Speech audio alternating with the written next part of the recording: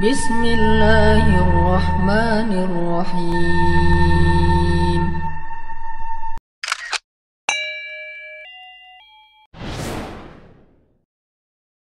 Saya ingin berbagi sebuah kisah.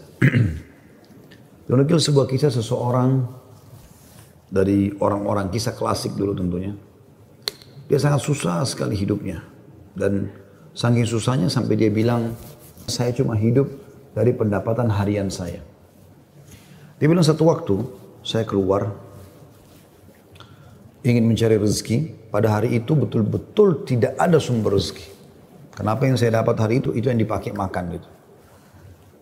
Dia bilang saya sudah keliling sana sini tidak ada makanan. Dan saya tidak pulang ke rumah sampai di awal malam, selepas isya lebih. Istri sama anak saya sudah menunggu.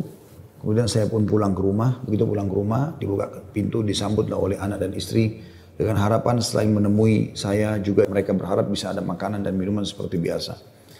Tapi karena istri saya melihat di tangan saya tidak ada sama sekali bekal apa-apa, maka saya pun duduk, kemudian diberikan air putih, lalu dia bertanya, apa hari ini nggak ada bekal makanan? Lalu saya menjawab, sama sekali saya nggak temukan pekerjaan. Saya tidak tahu harus mencari di mana lagi. Lalu kata istrinya, lalu apakah kita harus tidur dalam kondisi kelaparan? Saya sama anak-anak betul-betul belum makan sama sekali dari pagi gitu. Maka kata dia, baik, saya istirahat sejenak, baru saya akan keluar cari rezeki lagi. Mudah-mudahan malam ini Allah berikan kepada kita. Kata istrinya, baiklah kalau gitu.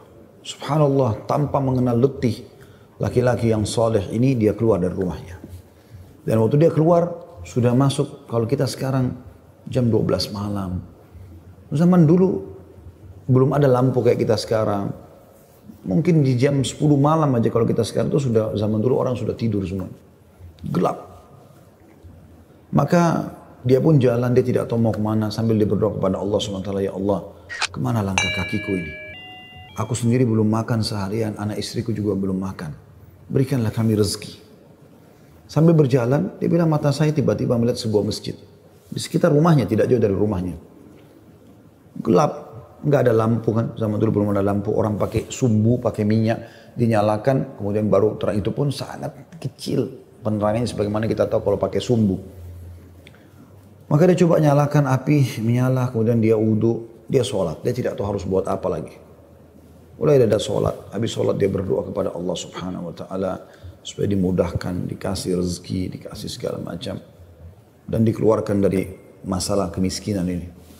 Setelah itu, subhanallah terjadi pada malam itu, penguasa di wilayah itu, kalau kita bisa bahasakan rajanya, gelisah nggak bisa tidur. Dan seperti orang ketakutan akan meninggal dunia. Hatinya terdorong untuk bersedekah. Maka dia mengambil beberapa kantong isinya emas. Ya. Lalu dibawa sama dia dan dia bilang, ya Allah, hatiku sangat gelisah. Aku takut meninggal sementara aku masih belum memiliki bekal yang cukup bertemu denganmu. Maka izinkanlah hambamu ini bersedekah di jalanmu.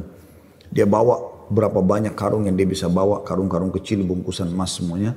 Dia naik kuda dan dia mengatakan, ya Allah, aku minta petunjuk kepadamu. Aku tidak akan memegang tali kekangan kudaku ini, aku biarkan jalan. Raja tidak minta dikawal oleh siapapun. Tergerak hatinya begitu. Subhanallah dia jalan. Jalan. Subhanallah ya, Maha Suci Allah, kisah nyata ini menjelaskan. Kudanya berhenti di masjid yang ada orang soleh tadi yang susah itu. Dia juga heran. Kudanya masuk di halaman masjid, diam di situ. Dia turun. Apa ini rahasianya? Kenapa Allah datangkan ke masjid ini? Dia bilang, saya masuk ke masjid gelap. Cuma ada satu saja sumbu lampu, ya, sumbu lilin. Kemudian saya mendengar suara, ya, orang yang berbicara. Saya coba mendekati suara itu, ternyata orang yang sedang berdoa. Nah tadi orang yang miskin itu berdoa. Ya Allah, mudahkanlah rezeki. Saya sudah seharian tidak makan sama anak istri saya. Berikan kami rezeki. Saya tidak tahu harus kemana lagi. Saya mohon kepadamu. Dia merengek-rengek sama Allah. Raja ini dengar. Maka raja itu menegur si orang tadi. Setelah salam, dijawab salam, dia mengatakan, saya dengar tadi keluhanmu kepada Allah Subhanahu Wa Taala. Saya kebetulan bawa beberapa kantong uang emas. Saya akan berikan kepada kamu sebagai sedekah. Dan ketahuilah saya raja di wilayah ini. Saya tadi gelisah, ingin sekali keluar dan bersedekah, dan Allah tunjukkan saya ke masjid ini. Mungkin kaulah yang Allah maksudkan. Lalu saya akan berikan kepada kamu uang ini sebagai sedekah di jalan Allah Subhanahu Wa Taala antara kita berdua, dan yang ketiganya Allah. Dan saya berharap apapun yang kau butuhkan, datanglah ke istanaku setiap saat. Saya yakin Allah yang menggerakkan saya bertemu dengan kamu. Subhanallah, orang miskin ini luar biasa kalau punya keimanan. Apa yang dia bilang? Wahai Tuhan, kalau seandainya saya pun masih punya kebutuhan selain apa yang Anda akan berikan kepada saya ini, maka saya tidak akan datang minta kepada Anda. Tapi saya akan minta kepada Allah yang telah mengirim Anda datang kepada saya. Closing kisah ini coba diambil pelajaran baik-baik. Semua orang diuji. Ini cobaan. Lalu bagaimana cara kita melewati cobaan, teman-teman sekalian? Allah mengatakan dalam Al-Quran, "Qul la yusibana illa ma kataballahu lana." Katakanlah, kami tidak akan ditimpa kecuali dengan apa yang sudah Allah catatkan buat kami. Memang Allah takdirkan ada di detik ini, di waktu ini sedang ada cobaan seperti itu. Tetapi ini harus dikemas dengan ayat yang lain, yaitu inna ma'al usri yusra. Ya. Fa inna ma'al usri yusra. Sungguhnya di setiap kesulitan akan ada kemudahan, di setiap kesulitan pasti ada kemudahan. Jadi saya yakin Anda masih banyak memiliki kemudahan. Seperti misalnya Anda masih bisa bernafas, masih bisa melihat, masih bisa mendengar gitu kan. Butuh kesabaran. Butuh kesabaran akhi dan ukhti. Yakinlah, Allah tidak akan membuat kita susah. Allah tidak ingin itu. Selanjutnya juga saya sarankan sunnah Nabi SAW. Kalau kita sedang diberikan cobaan, lihat orang yang lebih susah. Kalau kita pincang, na'udzubillah, puntung kakinya satu, lihat orang yang puntung kakinya dua. Puntung kakinya dua, lihat orang yang juga puntung tangannya. Puntung kaki dan tangannya, lihat orang yang buta. Selalu orang yang lebih susah. Sehingga kita selalu tahu nikmat Allah begitu besar kepada kita. Kadang-kadang teman-teman saya lihat ada orang berkeluh kesahnya luar biasa, padahal sebenarnya masalahnya kecil dalam hidupnya. Masalahnya masih bisa dia laluin, tapi dia besar-besarkan masalah itu. Sehingga akhirnya dia tidak bisa melalui cobaan dengan baik. Apa kata Umar radhiyallahu anhu tentang masalah ini? Orang yang Allah berikan cobaan kepada dia dan pasti Allah akan uji hamba-hambanya. Sebagaimana Allah jelaskan dalam surah Al-Baqarah ayat 155 ya. A'udzubillahi minasyaitonirrajim. Walanabluwannakum bisyai'in minal khauf. Kami pasti akan menguji kalian dengan sedikit takut. Minal khaufi wal ju', rasa lapar.